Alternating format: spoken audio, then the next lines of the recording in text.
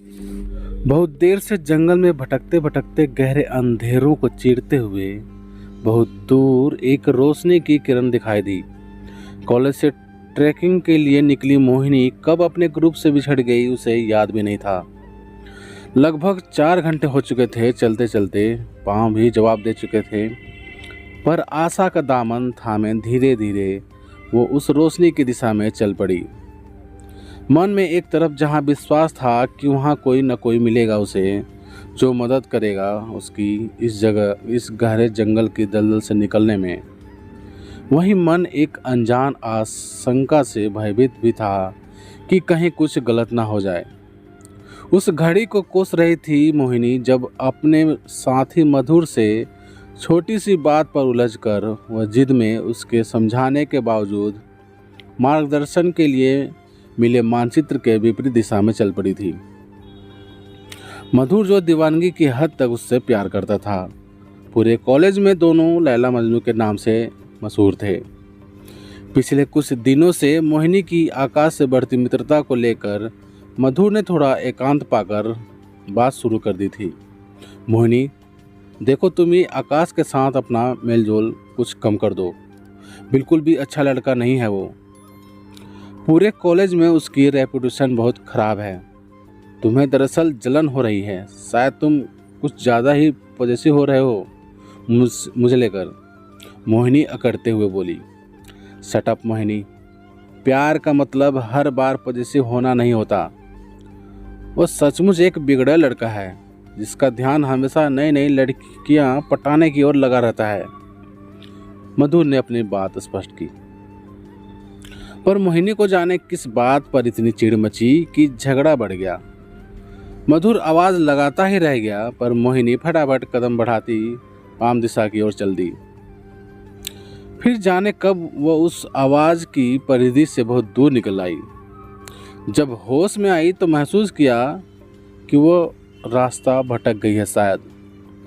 साथियों से बिछड़ने का एहसास होते ही आंखों में आंसू आ गए, पर मन को समझाते हुए अपने दिवंगत पापा के शब्दों को याद करते हुए उस रोशनी की दिशा में चलने लगी। रास्तों की तलाश नहीं करते बेटा, जहां मंजिल तय हो रास्ते खुद ब खुद निकल आते हैं।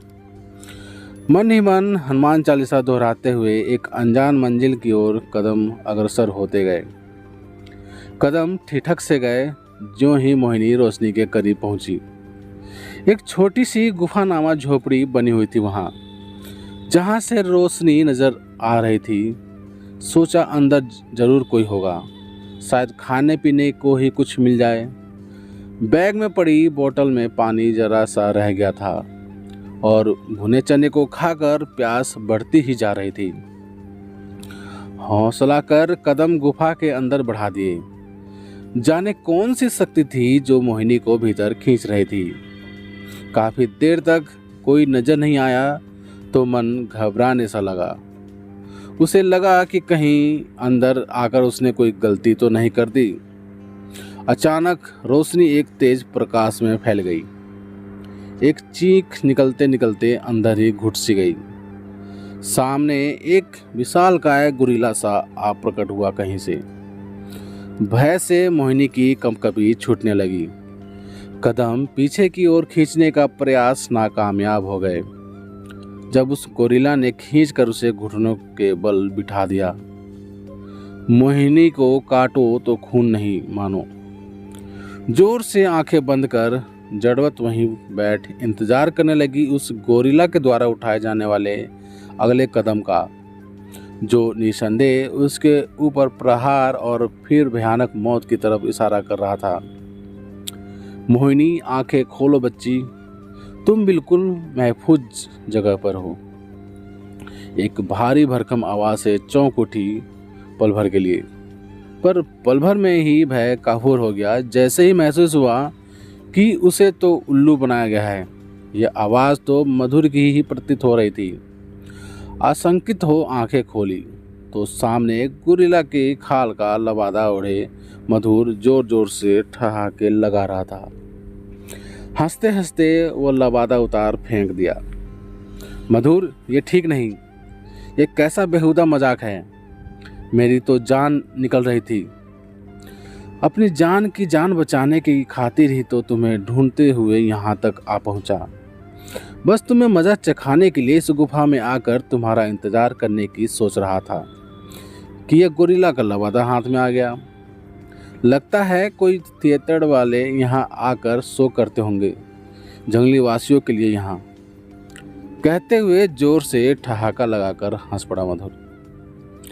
मोहिनी का सारा भय काफिर हो चुका था। मुस्कुराते हुए मधुर के गले से लग गई। फिर दोनों घंटों उस गुफा में तब तक प्यार के मधुर पलों से सराबोर होते एक दूसरे को निहारते रहे जब तक बाहर भोर की पहली किरण अपना उजाला फैलाने लगी थी।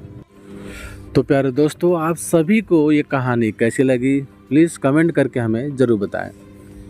यदि ये कहानी आप सभी को पसंद आई हो तो लाइक करें, शेयर करें और चैनल पर नए हों तो प्लीज़ चैनल को सब्सक्राइब भी ज़रूर करें। चलिए दोस्तों, मिलते हैं आप सभी से एक और नई कहानी के साथ। तब तक ले जय हिंद, वंदे मातरम।